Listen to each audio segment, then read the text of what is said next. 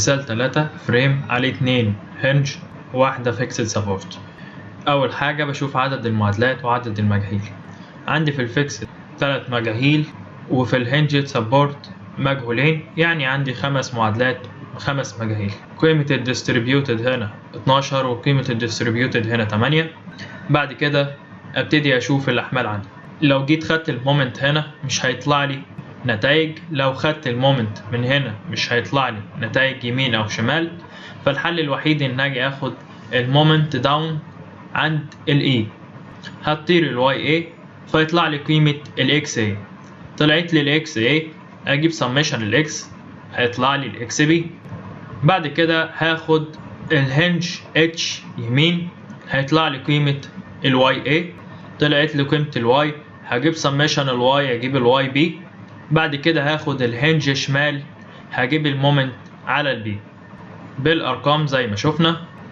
خدت الهنج داون فيطلع لي الاكس في 2 بتساوي 0، يبقى الاكس عند الاي بتساوي 0، وبالتالي هجيب سميشن الاكس هيطلع لي الأربعة زائد الاكس بي هتساوي 0، يعني الاكس بي بتساوي -4، يعني هتكون في الاتجاه المضاد.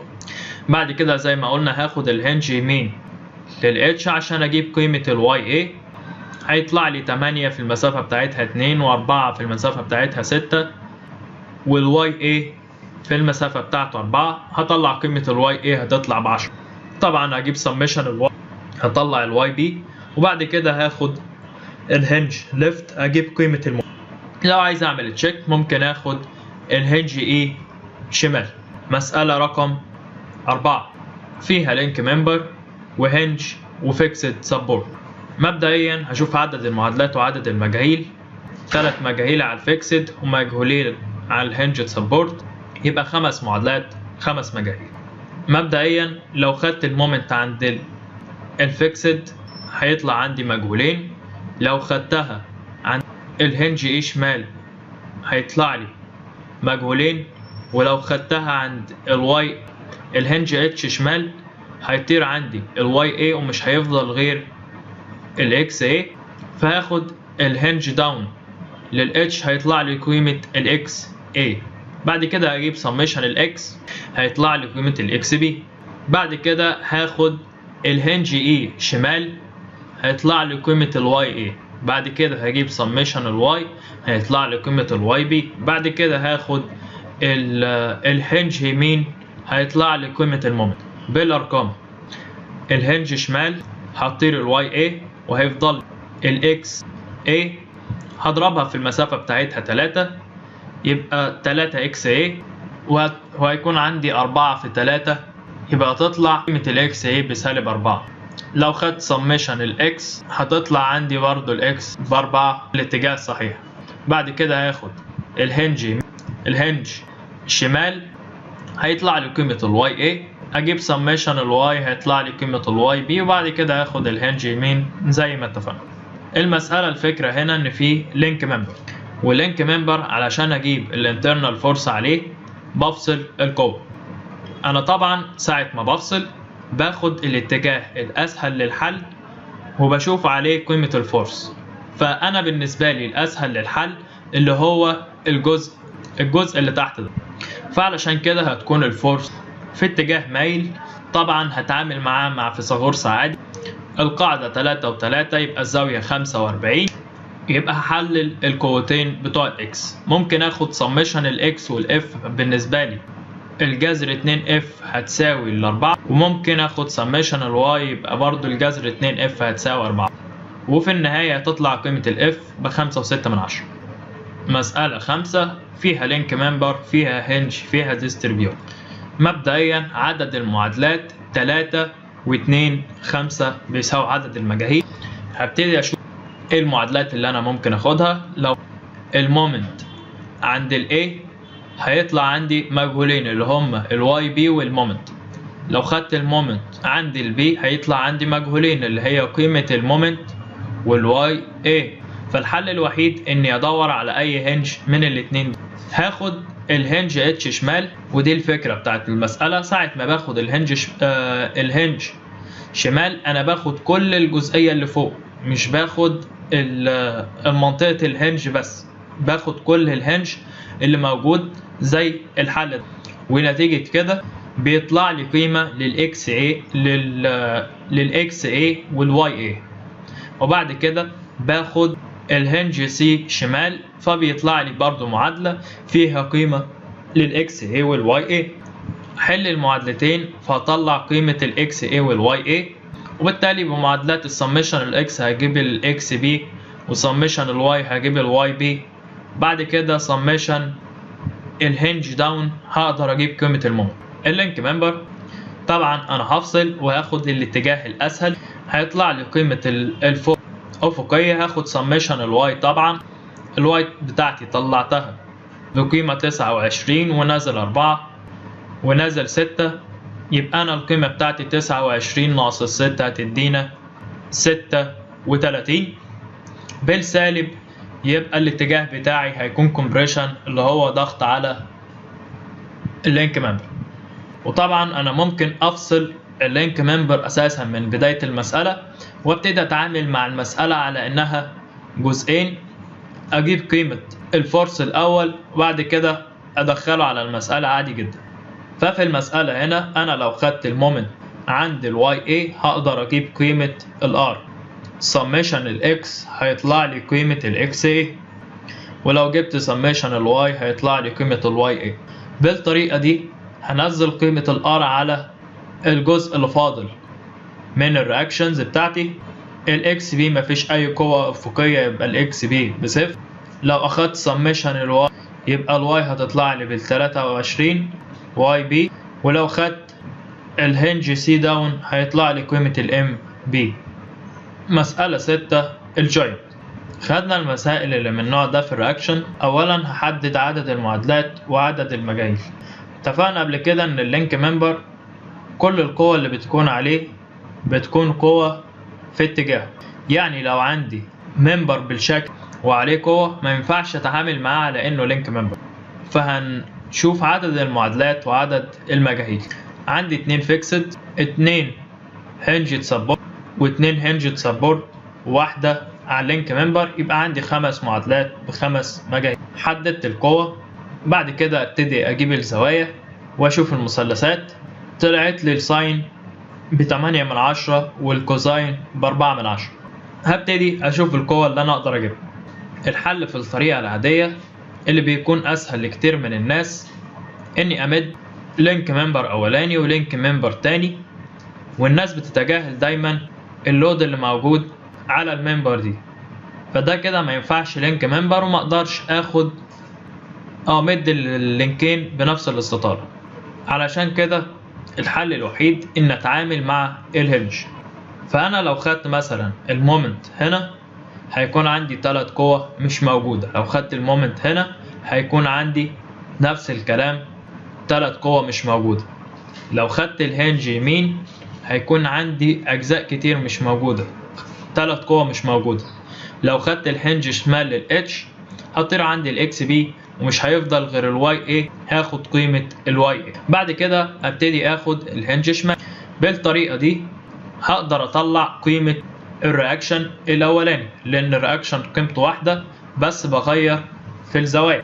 طلعت قيمة الرياكشن وقيمة الواي، هقدر ساعتها اجيب سميشن الاكس او سميشن، لان كده مش فاضل غير الاكس والواي كقوة عندي. وبالطريقة دي تنتهي المسألة. الفصل. عندنا 3 مسائل يعتبروا الأصل في فكرة لما هفصل الفريم. مسألة عليها 3 هنج، مسألة عليها في بدايتها ونهايتها لود، والمسألة الأخيرة فيها لينك ممبر هيتفصل. مسألة لما تجيلي من النوع ده بحدد عدد المعادلات وعدد المجاهيل. 3 فيكسد، 2 هنجد و2 هنجد، يعني معايا 7 معادلات 7 مجاهيل. لو خدت المومنت عند أي جزء في الجزئيات دي يطلع لي على الأقل 4 مجاهيل. لو خدت الهنج شمال أو الهنج يمين هيطلع لي على الأقل مجهولين. فالحل الوحيد في فريم من النوع ده إني أبتدي أفصل. طب طريقة الفصل إزاي؟ أنا عندي 2 انترميديت هنج على كل جزئية، هبتدي أفصل الانترميديت هنج دولت وأتعامل مع المسألة على إنها 3 أجزاء. فأول حاجة هفصل وأتعامل مع الجزء اللي فوق على إنه جوينت. وهو بالنسبة لي بارت 1. أول حاجة في البارت 1 هاخد المومنت عند الهنج كي بعد الفصل. طبعا هيطلع لي التمانية في المسافة بتاعتها الأربعة، والأربعة في المسافة بتاعتها 3، والستة من 10 تي في المسافة بتاعتها التمانية. فكده هجيب التي سميشن الاكس وسميشن الواي، هقدر اجيب قيمة الار. بعد كده هنزل الأحمال اللي أنا عملتها على قيمة الاكس والار على كل جزئية من الفريمات اللي أنا اشتغلت عليها، واتعامل مع كل جزء منفصل. هتعامل مع الجزء اللي فيه الفيكسد سبورت، هاخد سميشن الاكس وسميشن الواي، فيطلع لي قيمة الاكس سي والواي سي. بعد كده هاخد الهنج شمال، هجيب قيمة المومنت عند نقطة سي، وده كان تاني جزء. تالت جزء انا عندي القوة كلها موجودة، فهتعامل معاه على انه فريم عادي. هاخد المومنت عند بي او المومنت عند ايه، وفي الحالتين هيطلع لي قيمة الواي A والواي B. طبعا بسميشن الواي هجيب القيمة التانية للواي، يبقى هيطلع لي الواي A والواي B. بعد كده هاخد الهنج يمين او الهنج شمال، هجيب قيمة الاكس B او الاكس A، وطبعا بسميشن الاكس هجيب القيمة التانية. بالطريقة دي هيتحل الفريم بشكل كامل. بعد ما اجيب كل الاحمال اللي موجودة عليه، ببتدي ان ارجع الفريم لشكله الاصلي اللي هو الشكل ده، بعد ما اكون جبت كل الاحمال اللي عليه. وطبعا اللينك ممبر بيكون عليها القوة تنشن او كومبريشن. الكلوزد فريم 3 انواع. علشان احلها طبعا هحاول اجيب القوة الخارجية بمعادلات الاتزان والانترميديت هنج، ولو في لينك ممبر بقطعه. لو ما قدرتش احل بالطرق دي، في 3 كيسز هقدر احل بيهم. الحالة الاولانية ان الجزء مغلق دايما بلينك ممبر، يعني انا اغلقت الجزئية دي بلينك ممبر. وعلشان احل الكيس دي انا باخد المومنت حوالين الانترميديت هنج الداخلية، يعني انا باخد المومنت في الانترميديت هنج الداخلية، وهنشوف هنحلها ازاي دلوقتي. الكيس التانية بيبقى عندي 3 هنجد فريم، يعني فريم عليه على الاقل 3 هنج. والطريقة دي علشان احلها انا بفصل هنجين وبجيب احمال الشكل من فوق، وبعد كده بنزل احمال الشكل اللي فوق دي على اللي تحت او العكس. يعني بجيب احمال الشكل اللي تحت وبسقطها على الشكل فوق، فاجيب منه الاحمال من المكان اللي انا هبتدي منه. كاميرا اولها هنج ونهايتها هنج، وطبعا كاميرا من النوع ده انا مقدرش اقول عليها لينك ممبر. وفي الحالة دي انا بفصل الكاميرا دي وبوزع قواها على الجزئين، وببتدي احل. برجع الرياكشن او برجع الشكل ده مع نهاية المسألة. الاكزامبل رقم 7.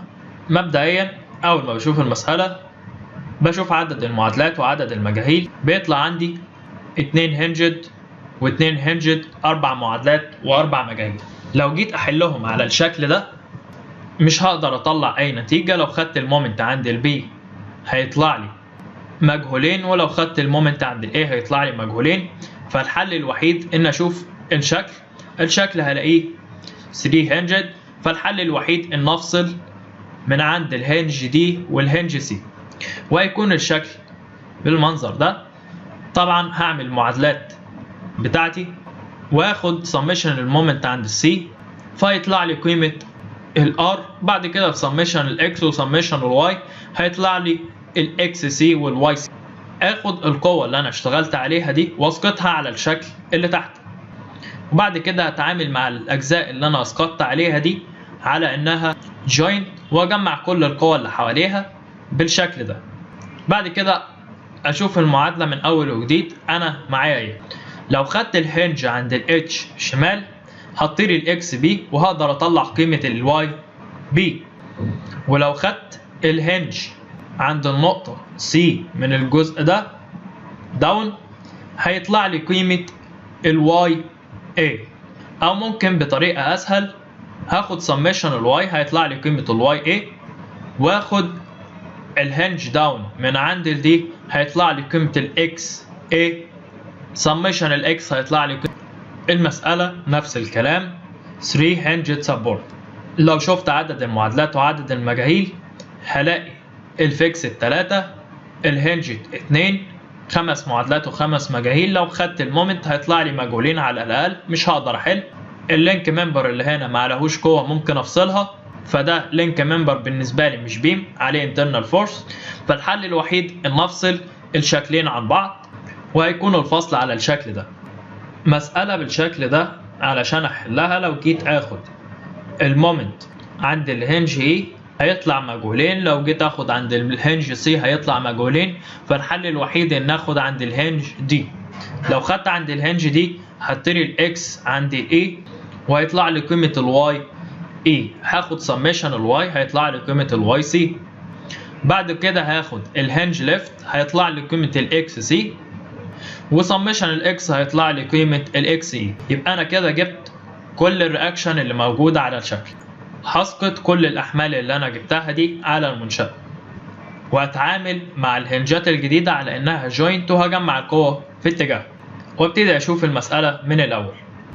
لو جيت خدت المومنت عند ال A هيطلع عندي مجهولين، لو خدت المومنت عند ال B هيطلع عندي مجهولين، لو خدت الهنج تحت لل A هيطلع عندي مجهولين، لو خدت الهنج شمال هيطلع عندي مجهولين. فالحل الوحيد ان اخد الهنج داون من عند السي. لو خدت الهنج داون من عند السي القوة واي بي هتطير، هيفضل لي الاكس بي، طلعت قيمة الاكس، اجيب سميشن الاكس للشكل هيطلع لي قيمة الاكس اي. بعد كده هاخد الهنج شمال من عند الجي هيطلع لي قيمة الواي بي، هجيب سميشن الواي هيطلع لي قيمة الواي اي. ولو خدت الهنج داون للاي هيطلع لي قيمة المومنت. مسألة عن الكيس الأولانية، زي ما قلت أنا بتعامل في المسألة دي مع الهنج الداخلي. أول حاجة هعدد عدد المعادلات وعدد المجاهيل. عندي 2 عند الهنج وواحدة الرولر، يبقى 3 معادلات و3 مجاهيل. أبتدي آخد المومنت. المومنت عند إيه عادي جدا، هيطلع لي قيمة الواي بي، سميشن الواي وسميشن الاكس، هطلع قيمة الاكس A والواي A عادي جدا. بس الفكرة في المسألة ان اجيب الانترنال فورس. انا كده جبت كل الفورسز الخارجية اللي على المبنى. الفورس الداخلية، الهنج الداخلي انا باخد اقرب هنج اجيب منه الفورس. فانا لو خدت الهنج يمين هنا وحللت القوتين هيطلع لي الار ساين، واقدر اجيب قيمة الفورس الداخلية الاولى. ولو فصلت الجهة الثانية هاخد برضو الهنج الداخلية شمال واطلع قيمة الفورس شمال. مسألة على الشكل ده، عدد المعادلات والمجاهيل 2 و1 3. هبتدي اخد سميشن المومنت عند ال A هيطلع لي الواي بي، سميشن الاكس وسميشن الواي هيطلع لي كل القوى الخارجية. ابتدي اشوف الانترنال فورس. نفس الفكرة، انا بفصل اللينك ممبر وباخد المومنت من الجزء الداخلي. يعني هاخد المومنت من عند نقطة A علشان اجيب الار، الاكس هتطير وهيفضل لي الار ساين، هيفضل لي الار كوزاين اللي هي 8/10 ار. في الجزء الثاني علشان اجيب الرياكشن او الانترنال فورس على اللينك ممبر الثاني هاخد الهنج اب من عند الانترميديت هنج الاتش. مسألة تانية، عدد المعادلات وعدد المجاهيل. الجزء ده لينك ممبر لان كل القوة في اتجاه، فهو رياكشن 1 و3 على الفيكسد، يبقى انا عندي 4 معادلات ب4 مجاهيل. لو اخدت المومنت من عند ال A او ال B هيطلع لي مجهولين، فهشوف مومنت الهنج. ممكن اخد الهنج رايت بالاتش بالشكل ده يطلع لي قيمة الار. بعد كده سميشن الاكس اجيب الاكس بي، الهنج شمال يطلع لي قيمة الواي بي، سميشن الواي هيطلع لي قيمة الواي بي، والهنج شمال هيطلع لي قيمة المومنت. الانترنال فورس مبدئيا على الفورس دي هشوف الانترنال فورس، والانترنال فورس طالما في اتجاهها داخله كومبريشن في الجزء اللي تحت، يبقى هيكون نتيجة مقاومة اللينك ممبر هيطلع بنفس القيمة تنشن. نفس الكلام على اللينك ممبر الثاني، القوة اللي موجود عليه 6، معنى كده هيكون في قوة في عكس اتجاه كومبريشن مقدارها 6. وعندي الهنج E هتعامل معاها على انها جوينت فيها قوة تنشن في اتجاهها، وهحلل القوة H F المايلة، وعندي قوة B نتيجة التنشن، هيطلع لي قيمة ال F وقيمة ال B. واتفقنا قبل كده ان قيمة ال T هتساوي 22.6. هشوف عدد المعادلات وعدد المجاهيل. عندي واحدة هنجد ب2 فورس و2 رولر ب2 كمان، يبقى عدد المعادلات وعدد المجاهيل 4. هشوف القوة عندي وبتأثر في اتجاه قد ايه. يبقى القوة قبل الهنج ب8 في 3 وبعد الهنج ب6 في 3. لو جيت اخد المومنت عند اي جزء هيطلع لي مجهولين، فلازم هلجأ للفصل. ما عنديش اي حاجة 3 هنجد ممكن افصل فيها، بس انا عندي بيم عليها فورس، والممبر اللي عليه فورس ده مش لينك ممبر، فهبتدي اتعامل مع المسألة بعد ما افصل اول لينك ممبر في المسألة. هاخد الهنج كي اب، هتطير قيمة الاكس وهيطلع لي قيمة الار. بعد كده هاخد الهنج اتش اب فهيطلع لي قيمة الاكس. بعد كده هطلع بسميشن الاكس، هجيب الاكسات وهجيب سميشن المومنت عند نقطة A. بعد ما اجمع شكل نهائي هيطلع لي قيمة الواي بي عادي جدا. مسألة بالشكل ده، عدد المعادلات وعدد المجاهيل هيطلع عندي 4 معادلات و4 مجاهيل. لو خدت المومنت عند اي جزئية هيطلع عندي مجهولين، فهلجأ للفصل. لو فصلت لأي لينك ممبر من اللينكات دي مش هطلع بنتيجة، فأنا هفصل الشكلين من عند 3 هنجد، هيطلع لي الشكلين. في البداية هاخد المومنت عند نقطة C، هطلع قيمة ال F سميشن ال X وسميشن ال Y، هتطلع لي ال YC وال XC. هنزل الأحمال بتاعتهم عادي جدا على الفريم تحت، وأتعامل مع الشكل اللي تحت. بعد ما نزلت عليه الأحمال هشوف عندي القوة، مقدرش اخد الهنج تحت، لازم اجيب قيمة الواي، فهجيب الهنج شمال اجيب قيمة الواي A. لو عايز اجيب سميشن الاكس هجيب سميشن الاكس عادي جدا لان ملهاش مجاهيل، وبعد كده اجيب سميشن الواي هتطلع الواي بي، واخد سميشن الهنج يمين هيطلع لي قيمة المومنت. لازم الاحظ حاجة مهمة، ان اللينكات اللي انا فصلتها مقدرش اخد من عندها واعتبرها على انها هنج، هي بتتعامل معايا على انها ممبر عليه فورس. هاخد الهنج يمين فهجيب قيمة الام اي او الام بي. حل اخر طبعا ممكن افصل واعمله على شكل فورسز، اجيب قيمة الواي اي وبعد كده سميشن الاكس وواي بي وهكذا، واتعامل مع الشكل من غير فصل. مسألة بالشكل ده هشوف عدد المعادلات وعدد المجاهيل، 4 معادلات و4 مجاهيل. لو اخدت المومنت من اي جزئية هيطلع لي مجهولين، لازم افصل. الفصل في الحالة دي ده انا مقدرش اعتبره لينك ممبر، انا بعتبره كاميرا عادية عليها ديستريبيوتد لود. فاللي بعمله في حالة زي دي انا بفصل الكاميرا العادية دي لوحدها وبجيب الاحمال اللي عليها، وبعد كده بوزع الاحمال اللي عليها دي على بقية المنشأة. يعني انا هفصل الجزء اللي في النص وهبتدي اتعامل مع كل جزئية لوحدها. فصلت اللي كان عليها concentrated load، اجيب summation المومنت عند اي جزئية وهيطلع لي القيمة في الاخر بتاعة الواي دي والاكس دي والواي سي والاكس دي مع المعادلات الثلاثة اللي احنا اتعودنا عليهم.